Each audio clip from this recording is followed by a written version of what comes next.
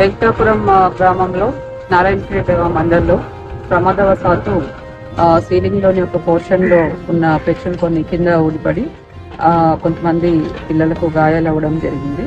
5 మంది పిల్లలకు గాయాలవ్వడం జరిగింది.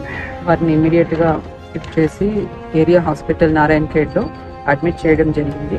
వచ్చిన వెంటనే పిల్లలందరికీ కూడా డాక్టర్స్ ఇమీడియట్ గా ట్రీట్మెంట్ అందించడం జరిగింది. సో వారందరినీ కూడా వచ్చి ఇప్పుడు కలవడం జరిగింది.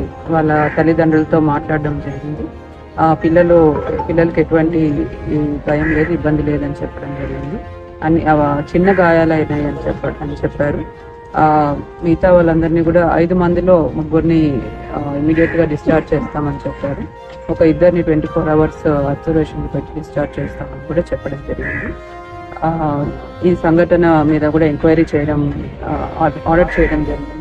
బాధ్యులైన వాళ్ళందరి మీద కూడా కఠిన చర్యలు తీసుకోవడం జరుగుతుంది.